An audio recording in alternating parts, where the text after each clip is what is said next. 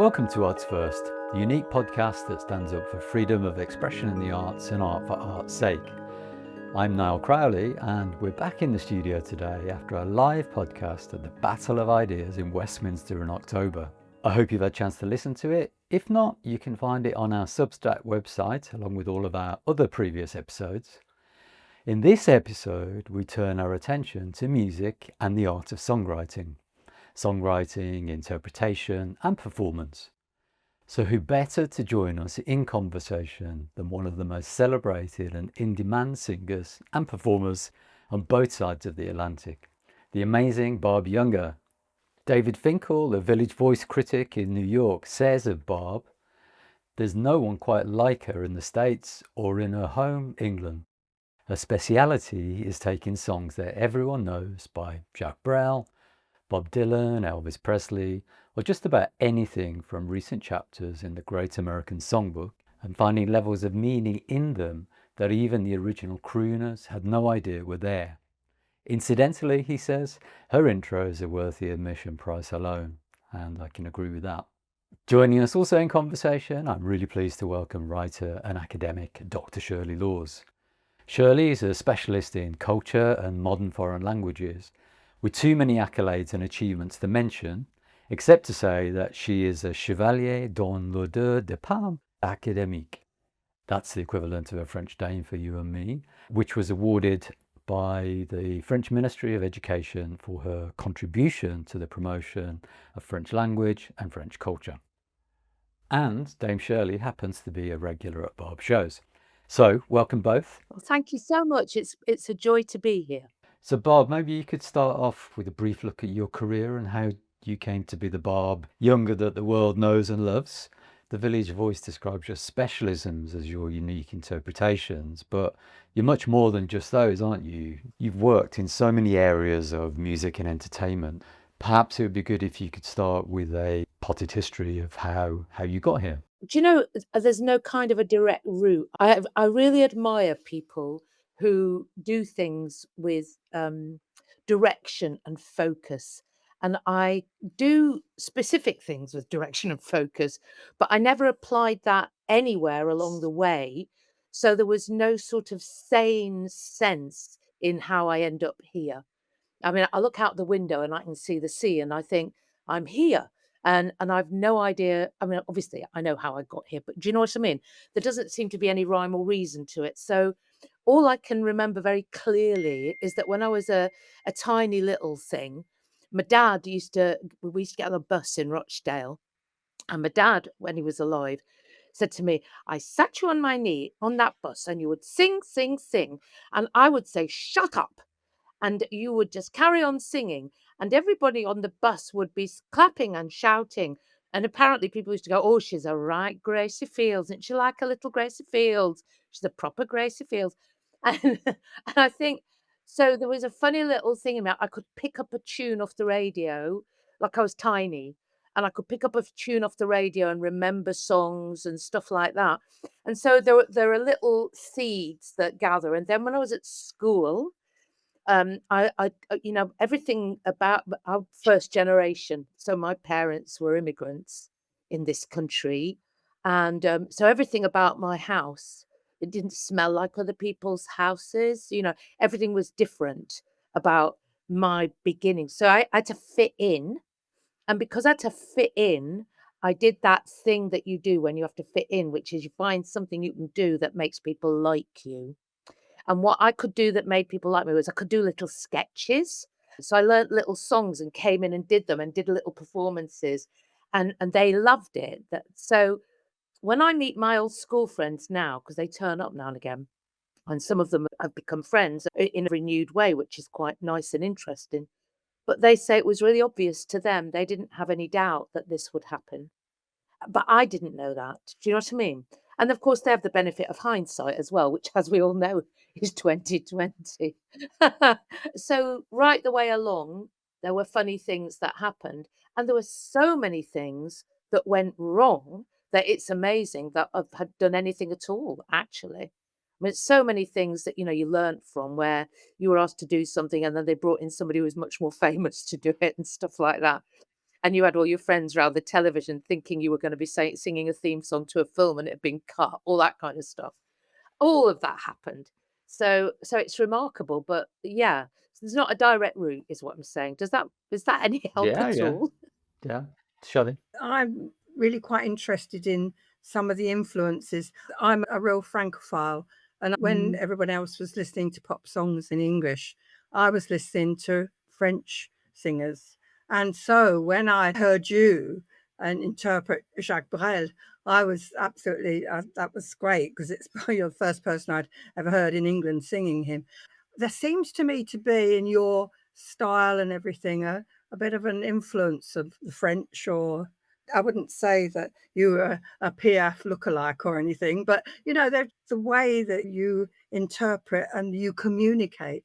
Do you think there is any other what influences would you see? Well, I don't think that's surprising really, because of my mum and dad. Right. 'Cause they listened to the radio all the time, they loved music. I mean, they were European effectively, so they loved all those things, and I got taken well, like, really as a little girl, I got taken to the opera. I mean, my dad told me that because we went to see Carmen, and my dad said it's ever so hard to get people to play the role of Carmen because, she has to die every night, and of course, I was so stupid, I believed it, and I went away thinking, "God, this is awful." Then he told me that they didn't, and that was okay. But I went to see The Flying Dutchman, and we went to see Ken Dodd, and we went to see loads of live things because they'd grown up with that, and so I'd quite a big spectrum of things that filtered in, and then there was the radio, and the radio was, at that time, classical, and also it was things like Nat King Cole, Nina Simone, and then we went to the cinema, so we saw things like musicals. We saw South Pacific, I remember that so clearly. We had that album at home, and I learnt the whole thing from having that record at home. Wasn't like growing up in the house of, I don't know, Shirley Collins, where you're gonna be listening to traditional music all the time. We were listening to everything, and there was a lot of classical in there, and actually, if you think about Brel and Piaf, and you can really see a join to classical singing and classical music in there actually, and I think that's a good thing and a very positive thing. That's Mm. interesting. But you started off Mm. in popular music and punk, is that right? Were you a kind of a child of the DIY punk era and Yeah, when um I was a bit old for that really, although I was too young to be a hippie, that's in a way annoying, but in a way also a blessing because that floaty thing never sits well with me, and I think it wouldn't have worked for me really. I mean, I had a pair of bell bottoms that I'd made myself, but it was all a bit sad. And then I came to London and punk was happening, and he became my husband, but Dan Bowling had one of those "Fuck Your Mother" T-shirts from the shop with the clock going round the wrong way on the King's Road. So we were part of all of that. I was at the Rainbow when the chairs got pulled up in the middle of the Clash gig. I think it was the Clash who were on stage at the time, but before that had been, I think it was Never Fallen in Love with Ever Fallen in Love, but Buzzcocks, Buzzcocks. yeah, I Britpop. think somebody else was on, Jam were on maybe as Mm. well. We'd seen them all, and I went to the Nashville. It was a great time. So I was kind of really happy to be in something that you were in the time of. Do you know what I mean? Because I wasn't in Haight-Ashbury, so I couldn't really do that because you have to be in the right place. And I was in London, and that was great. But really, I didn't get cracking till after that.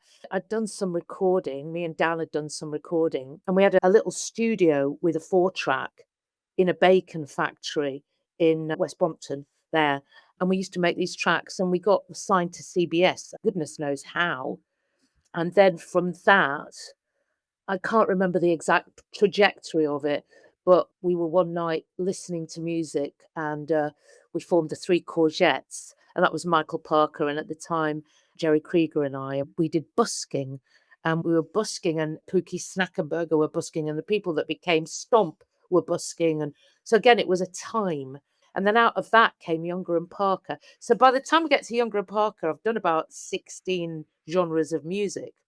There wasn't anything left untouched, and then Younger and Parker played the folk clubs and the alternative cabaret circuit. We did all of those things. So there were all these strange little bits of thread from one thing to another that connected a whole ball of wool.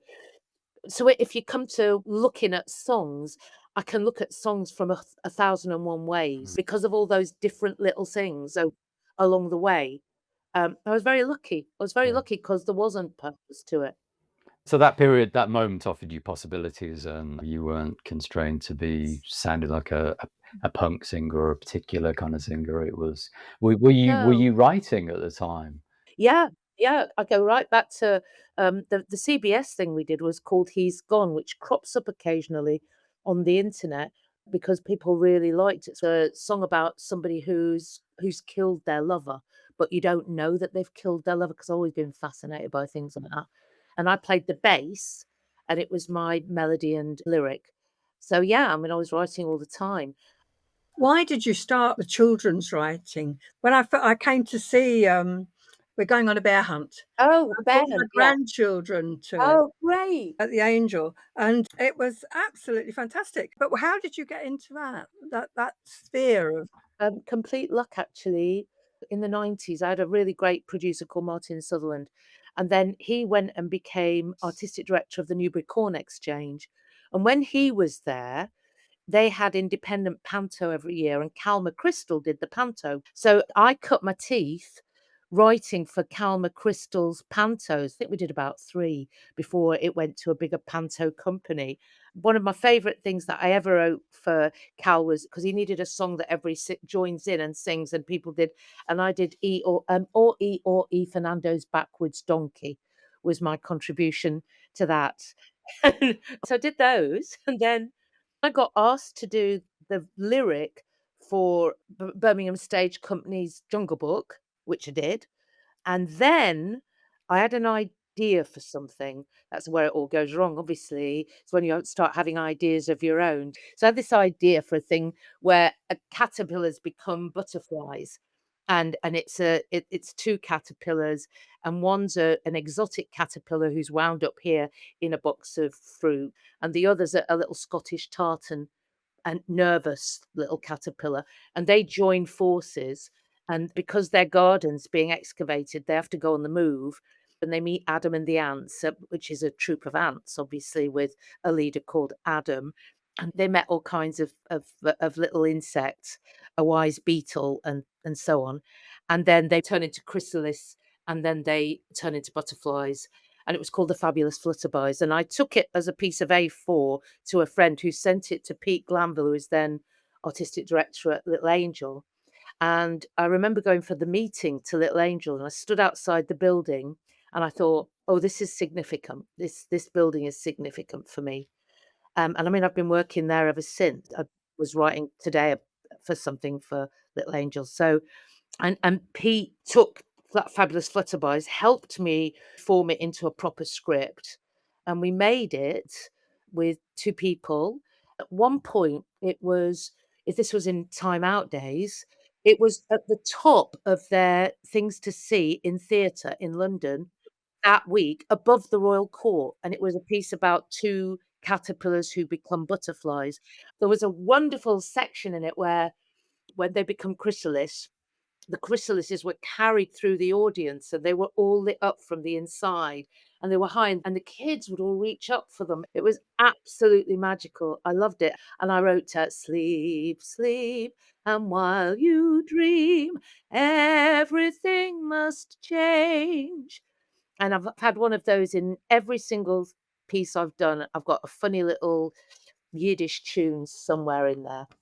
You've got a single out, just continuing with Oh, songwriting, yeah, a very Last different Orders. Last Orders at Mersey Square. Last orders on a Saturday, they rang the bell.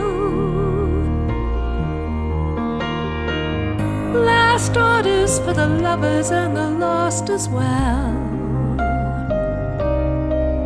With the strains of Layla from the jukebox in the smoky air, and a soft rain falling on Mersey Square. I was just thinking about your influences in your songwriting because it comes from It was supposed to be on the album you had called Stockport to Memphis. Was Yeah. that back in 2013? And you said something about your Yes. immigrant roots, but Yeah. your Lancashire roots are really important to you as well. And I was intrigued by the album title, Stockport to Memphis. It's just full of suggestions and meanings about influences. There's the Stockport thing, but obviously Elvis and Stax and soul in general. Do you want to tell us a little bit Oh, about your no. single? Oh, well, I will in a sec, but I was going to say, I can't remember if I told you this, but I went to Memphis this year because I did a trip and nobody could believe it. People kept saying, but you're going to work. And I went, no, I'm not going to work. This is for me. And I started in New Orleans with my brother-in-law, and then we drove to Memphis, and then we went from Memphis to Nashville. And then we had a holiday bit where we went to Key West, but actually I'll get to that in a minute. But we went to Memphis, and of course, you go Graceland, which is dull as ditch water, except for the bits about the career, which are fascinating. And Colonel Tom Park has almost expunged from the exhibition, which is again also fascinating, but that's by the by. But then we went to the Stax Museum. Now, my brother-in-law had no idea why we were going there. He said, "Oh, happy to go wherever you want to go." I said, "I want to go." And I stood outside the Stax Museum. I burst into tears, and I called Mary Wilson, and I said, "I'm crying. I'm standing outside Stax. I'm crying." She said, "Oh, I would be too." And we went in, and all of it it tore me apart. It was such a phenomenal experience, and I had never understood the really very direct links between the civil rights movement and the Lorraine Motel and Stax itself. And what a huge threat Stax was, this label formed by hello white people, but in which people were utterly integrated, including financially. And what a terrible threat that was in the Deep South, because Memphis is in the South. So in this kind of home of the Ku Klux Klan, I mean, they couldn't wait to get rid of it. And how important it was, Niall, when I'm saying Niall specifically because I know he shares my love of this music very, very deeply. But how important that tour when they came over here, the Stax tour, and the response of the people blew them away, because they didn't have that response in America. Because in America, they were challenged, they were up against this all the time. They were beating their heads on brick walls all the time. But they came here and nobody had anything but joy from what they were doing. And they took that back because they felt powerful and they were squashed down.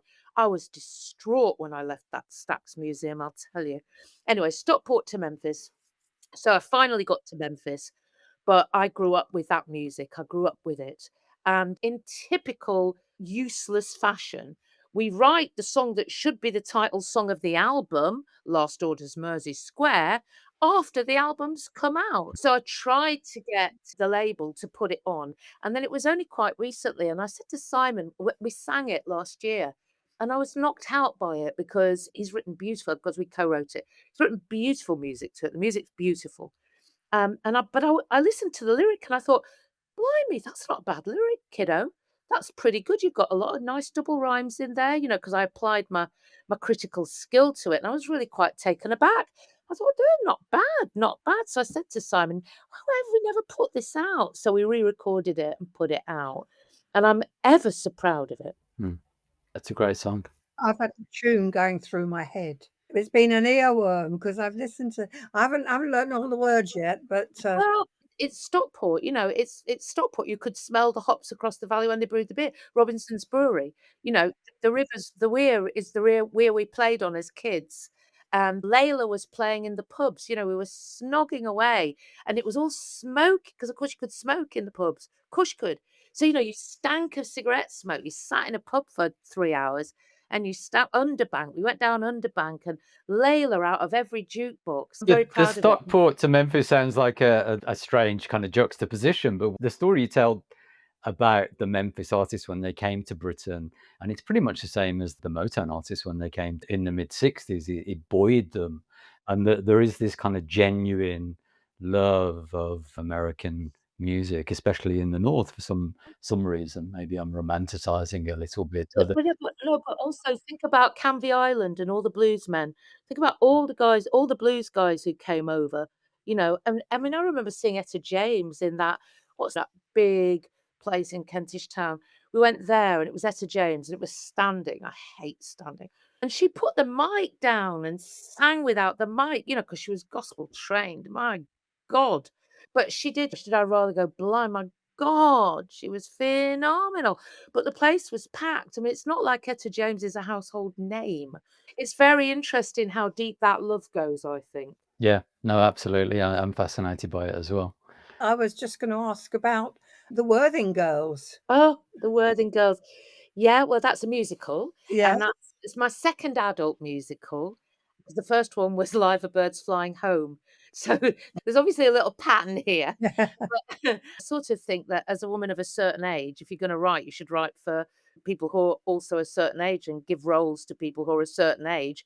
So Sue Tedden, who's a fantastic, fantastic writer, novelist now, but used to write for Birds of a Feather and Dawn French and all sorts of things. And Sue Tedden and I have written The Worthing Girls, and it's inspired by the Golden Girls. It's about 4 women who share a Worthing seafront house at a point in all of their lives where change can happen. You know, because change can happen for everybody, but you've got to be on the right piece of earth for that to happen. You know, if you're standing in the wrong place, that change isn't happening. So these 4 women are just in the right place at the right time for change to happen. They're sort of looking for it, and but they don't know that, and neither do we till we get to the end and see that that's happened. And it's funny. It's very funny, and I've written all the songs, and it was a challenge for me because I said I'm going to write all the songs and all the music, and I'm not going to have a co-writer. I'm not going to have a composer. If I do this for children, why can't I do it for myself? So I kind of stuck my neck right out, and the songs really work. I mean, I'm not saying they'll all be in there when it gets to a production, but I was really pleased with the reception. Really pleased. We did 2 nights in Worthing of a workshop performance, and I was knocked out that people laughed and got it and cheered. And I mean, sitting in front of me on the first night when I just felt like I'd kind of taken a harakiri knife and opened my stomach because Jenny Carr said to me, "All your songs have got a bit of you in it." And so I just felt exposed and awful. And the interval came and I didn't move. I just sat there like this. And there was a row of women in front of me. There were Worthing women. And I said, "Excuse me, are you enjoying this?" And one of them said, "Are you kidding? We love this." And then she said, "See her down there?" And I said, "Yeah." She said, "She leads the Blue Tits because I've got a line in the opening song, gonna join the Blue Tits and be a morning swimmer." And she said, "She leads the Worthing Blue Tits. She's thrilled because you've been singing about this." So yeah, I hope that sometime soon I'll be able to share good news on that. So you throw yourself in wherever you are and really take inspiration, and you're open to wherever you are, whether it's Worthing or whether it's Stockport, or you seem very open to influences and new ideas. And that, I think that goes some way to explaining your longevity and kind of constantly full of surprises. Because the thing you're most known for, obviously, in the last 10 years or so, is your interpretations that the Village Voice kind of alludes to, and you've become known for your interpretations of Dylan and Cohen and Jacques Brel, as Shirley mentioned earlier. And you've not allowed that to limit you as well. But was it a surprise, the transatlantic adulation you found with your interpretations? It was hard work at the beginning going over there, and I wanted to do it. I don't really know why. I think I just sort of slightly fell in love with New York, and I wanted to play there, and I wanted a reason to go there. And I've never been really terrific at having holidays. I always feel like I need a purpose to whatever it is I'm doing. I went over and I was just again, I was just very lucky. I met people who were really helpful, and so eventually I got my work in front of the right, in inverted commas, kind of people. And I remember when Stephen came from the New York Times, just a lovely, lovely man. He came on a night when it was raining, and Shelley, when it rains in New York, people don't go out even if they've bought tickets for things because you might melt if you go in the rain. You know, it's like it will ruin you in some way.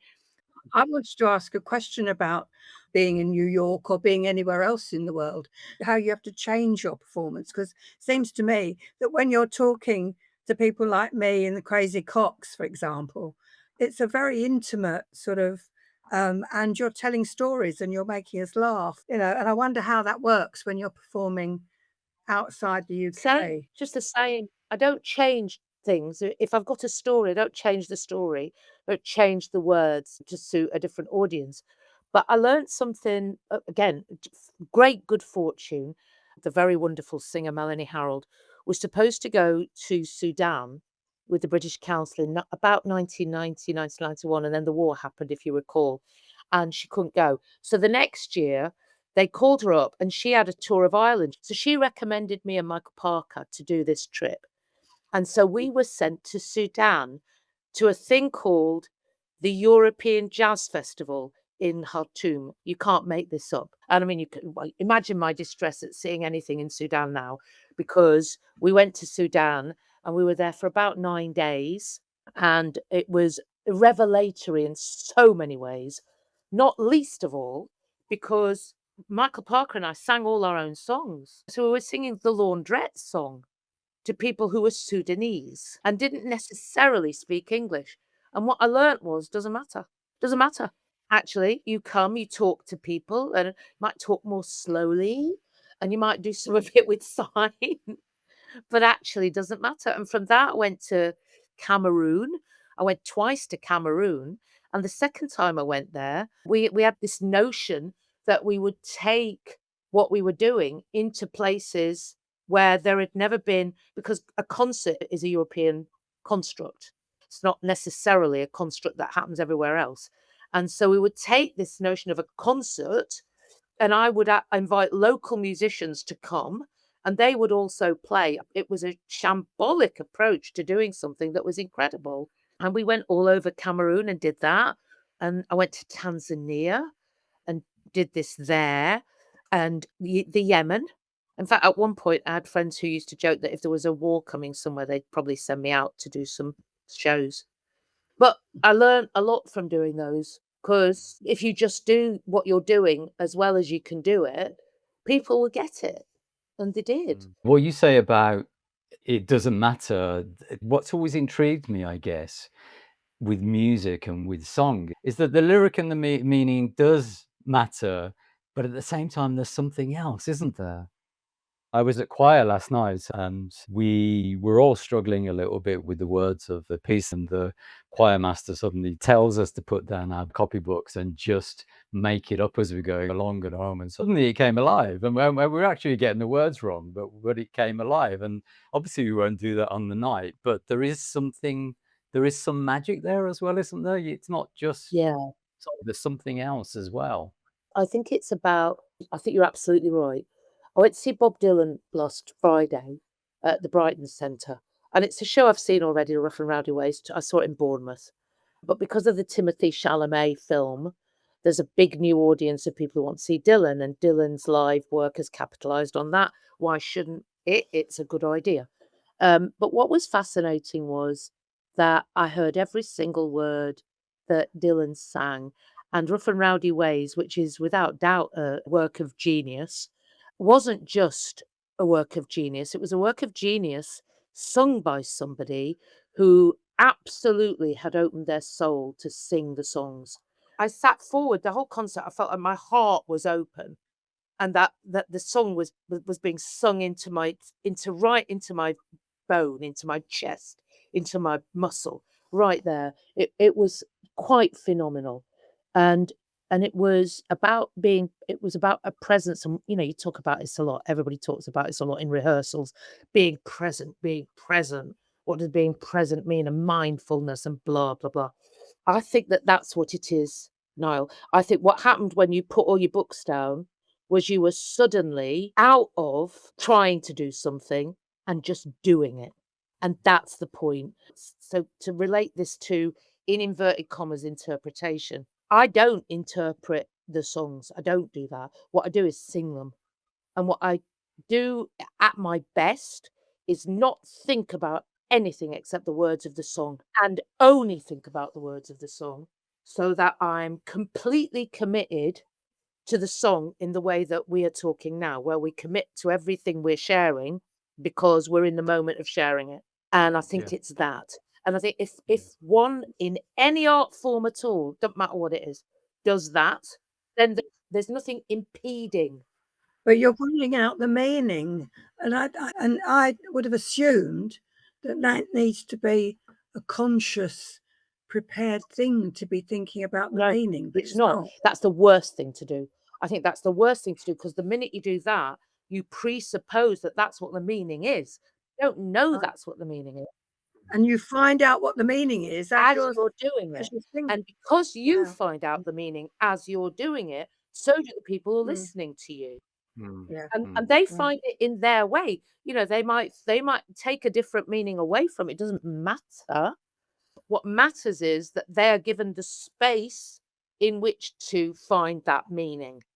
If you have an agenda with a song, you know, so I want people to think this, well, that it's a no-no before you start.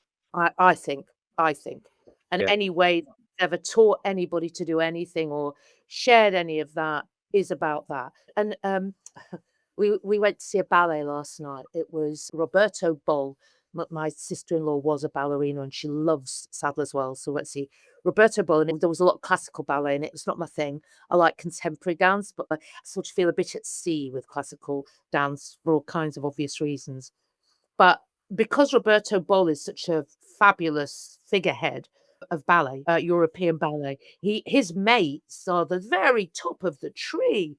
And they all came on and they did their virtuosic pas de deux, and they were all smiling, and there was not an ego on the stage. All of them were giving the dance for the joy of giving the dance. And because of that, it was transformative. And I found myself loving classical ballet in a way I never knew I could.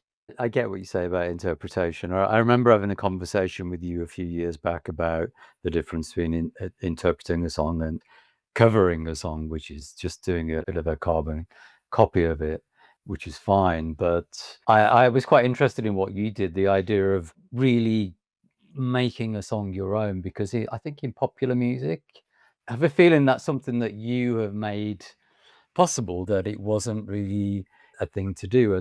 Pop songs are ephemeral; they're 3 minutes and they're over.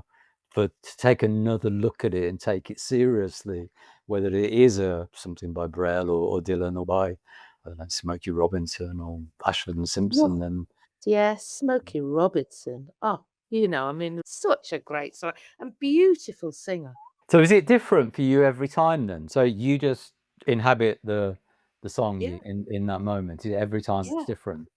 Yeah. So even then, On Friday, I've got to go and do the Desolation Road collection with Simon in Warwick.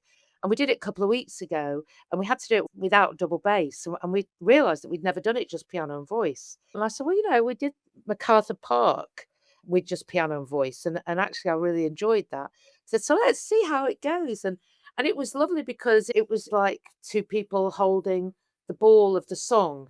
So you're both but you've both got one hand, you know, but you can't let it, you know what I mean? Yeah. And that was just quite lovely. It was quite lovely. And I come off stage and I know there was a song we did that night. I said we'd never done that better. That was the best we've ever done that. You could feel it. You could feel it. I love that. You have to find the zen in it, I think. If you have to do those things that you have to do 8 times a week. I did 8 times a week when we did Hard Rain in New York. Did 8 shows a week. My goodness me, that was hard. 8 shows in a week, well, of that, and it was a big sing, you know, it was me, percussion and piano, really beautiful, beautiful musicians with me, and we had such fun doing it. But I was absolutely shredded at the end of 8 shows of that.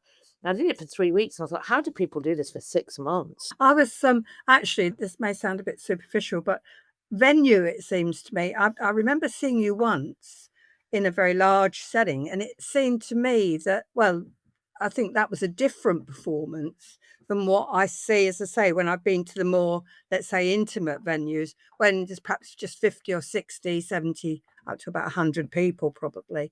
Do you have a preference? I like any of them. I'm happy to do them all. I love big spaces because there's something majestic about them. But audiences are their own thing. So it doesn't matter what the size of them is, they are them, and you're Right. communicating with them, however many or few there are, doesn't really make any odds. I loved Purcell Room. I thought it was a beautiful, beautiful venue. And I haven't been there for a while actually. But Dilly and I are doing Wilton's in our Christmas shows, and I've seen loads of things there, so I'm excited to do that. The audience is very much part of you, isn't it? You are with the audience when you perform. It's not something like this mass plonked in front of you. When I've seen you anyway, there's very much a relationship between you and the audience, and it's noticeable because I've seen many acts, many people that I love, and they just come on stage and they sing a song and they go, and which is fine. I don't object to that. But when someone who has a genuine rapport and feeds off the audience, that really makes a difference. And I've not seen many people that can do that. Yeah, I mean, I think that's a cabaret thing, to be honest. Talking a lot to Dilly about this, about the art of cabaret. And I do mean in this sense, that kind of cabaret that's rooted in European history is really what I'm talking about. Not the American cabaret of this is a collection of songs by Irving Berlin, for example. And that's not to say that there aren't people who do relate to the audience who do that. But I think it's much more central to the concept of European cabaret that you and the audience are in a sort of folie à deux, you're together. You are together in that, and that you're actively holding hands through the course of that performance one way and another.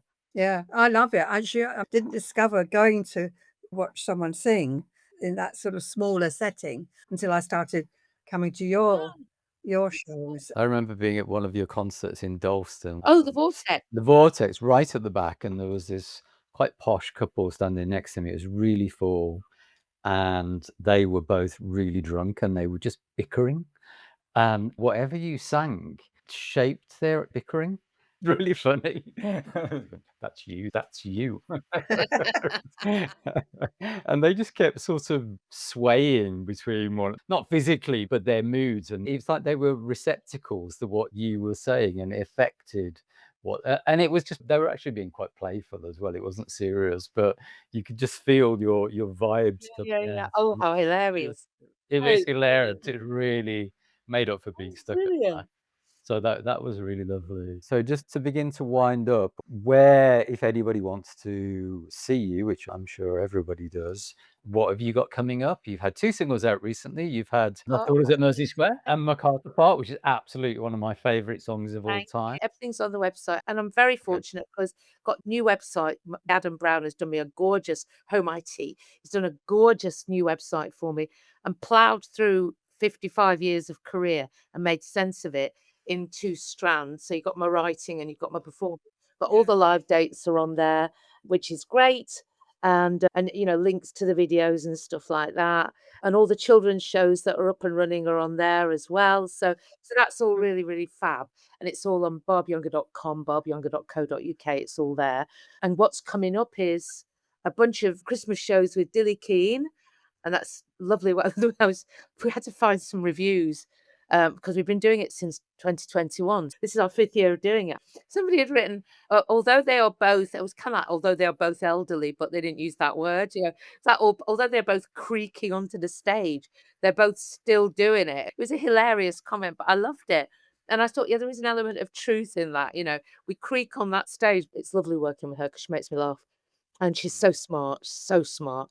And Michael Rolston's going to be on piano for us this time. And so I'm excited about that. And then I'm doing Valentine's at Crazy Cock Show. So you hope you're going to come. I've called it All My Loving.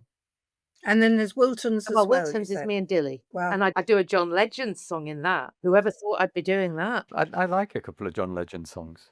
He's a good writer. He's a really good... He is, isn't he? He's a lovely singer as well. He's a lovely singer, but it's a really smart little song. It's beautiful. I love it. It's very moving. Great. So you're taking it easy then in the new year, by the sounds of it. Well, no, because then I start working on Toto the Ninja Cat and the Great Snake Escape. You asked. I think we probably should let you go and get some rest. It was an absolute pleasure to finally have you on the show. Thank you, Barb, and thank you, Shirley, as well. Thank you for listening to Arts First. You can subscribe for free and listen to all of our episodes at our Substack website. You'll find that at artsfirst.uk. There you'll find relevant links, images, programme notes and other resources, and of course our donations page. You don't have to sign up for access, but if you do, you'll be kept informed of new episodes and articles as they come out. You can also listen to episodes on Spotify and Apple Podcasts and on our YouTube channel. If you like what we do, enjoy our podcasts, agree with some of our concerns on freedom of expression in the arts, for example, then we'd really appreciate any support, ideas and feedback. Tell your friends, share our episodes, sing our praises on social media. But for now, many thanks and we'll see you next time.